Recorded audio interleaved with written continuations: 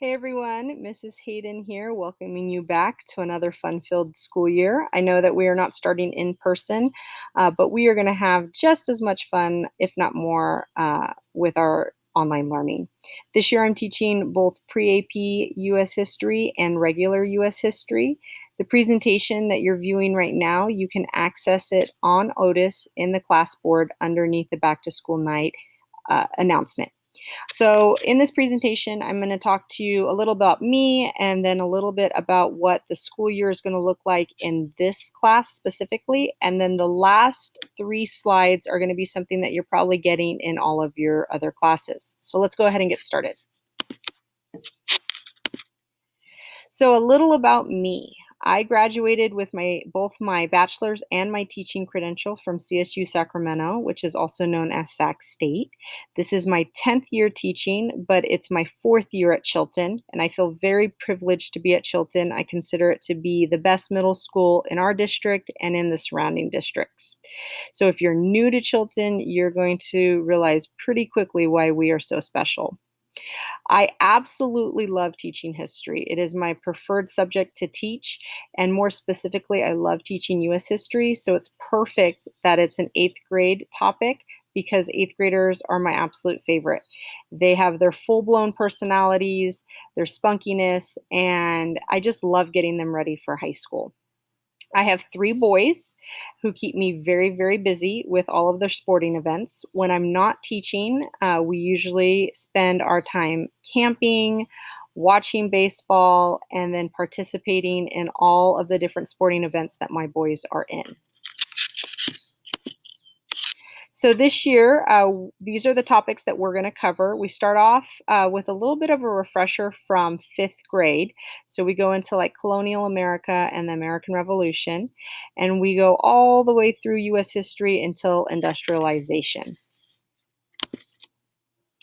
This slide is to explain to parents the big difference between pre-AP versus regular social studies.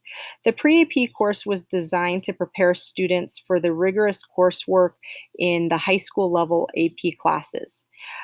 We cover all of the same major topics that we do in regular social studies, but we have the time to go deeper into each of the topics, and then we move at a little bit of a faster pace.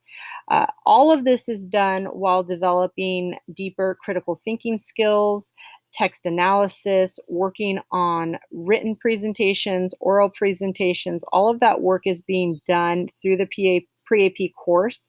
And the reason why we are able to go deeper compared to the regular social studies class is because the students are expected to work on independent work at home, away from class. They are expected to read various sources from the textbook, the things that we would normally do in class with a regular social studies class. The kids do that prior to coming to class, and it allows us more time to, like I said, to go deeper and spend more time within each topic while we are moving at a faster pace. Here are our 5 domains for history. These are considered our standards that the students are graded on. They are the same as last year. We still have formative versus summative. Formative does not count towards the final grade. It is all practice to help them do better with the summative assessment. As you can see, these are the various components that the students will be assessed throughout the year. And then the biggest difference that we have this year is that we only have 2 learning behaviors, whereas last year we had 3. This is our new 8-point rubric scale that we're going to be using this year. It is one minor change that we made to our rubric. So before we only had 4 columns: beginning, approaching, proficient, and mastery. But students had a difficult time really understanding where they fell within each column. So if they received a proficient grade, they didn't know if they were closer to approaching or closer to mastery. So with this new 8-point scale, we're providing better feedback for both parents and students, so that now when a student, think of it as like a plus and minus. So if a student receives a 6, they know that they are closer to the mastery level than to the approaching level. This year, we're going to be using a spiral notebook for both distance learning and when we return to the classroom. I always tell my students to get the 5-star brand if they can, because it is more durable and it will last all year long. It's really important that you are getting the college ruled size notebook, because the wide ruled is not big enough, and students become frustrated because the pages do not glue in nicely and they end up having to trim them, and it's just a lot of extra work. So please make sure to get the college ruled.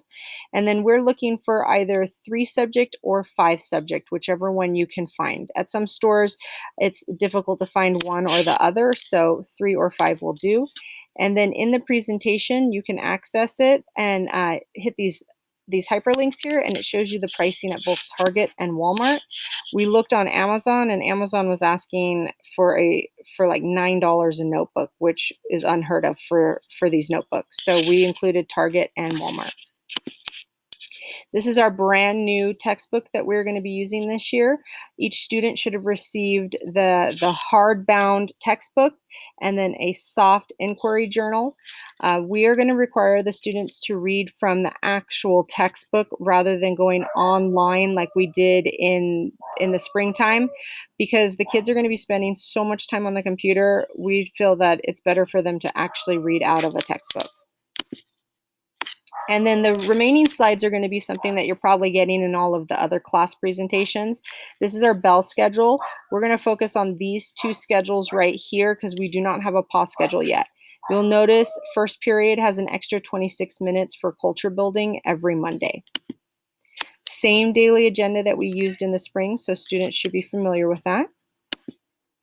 And then attendance is important this year because students will be receiving a grade, unlike the spring. Daily attendance is going to be taken. So if a student is going to miss part of the day or all of the day, it's really important for parents to call into the office just like you would do if we were back on campus. Because students are receiving a grade this year, it's really important that they are attending the daily live Zoom sessions for that daily instruction, and it's really important for them to be engaged and completing the work that is assigned. All right, contact information. The easiest way to contact me is through email. I respond very quickly to emails that are sent by both parents and students. If I don't respond rapidly, it's because I'm either teaching or I'm in a meeting, but I'll get to it as soon as I can. If you feel that an email is not enough to communicate with me and you need to meet in person, well, not in person during this time period, but through a Zoom meeting, I have my office hour on Mondays from 3:30 to 4. And this is tentative right now. It may change, but I will be sending out more information so that you know how to sign up for a time slot in that during that time period. All right, guys, that's it. If you have any questions, please feel free to email me anytime. Have a great day.